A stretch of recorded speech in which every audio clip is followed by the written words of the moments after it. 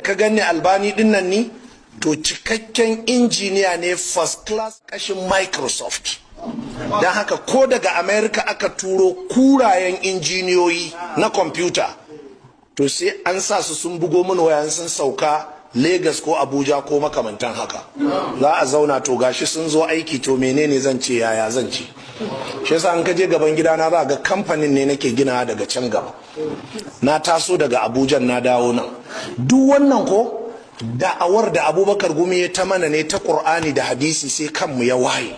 Muka zama mu ne 'yan boko, mu ne 'yan arabiya, muna da digiri, muna da digirgir, muna dingirewa, cikinmu akwai professors, mun iya kasuwanci.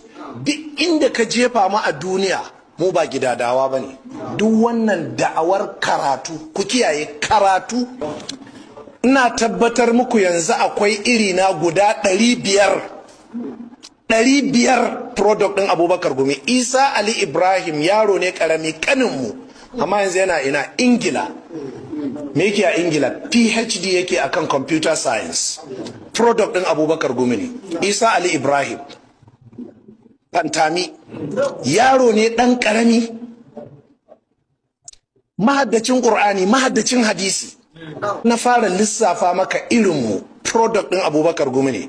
Don haka yau in ahlus sunna za su kafa jami'a a Najeriya ba mu buƙatar kowa mu ahlus sunna.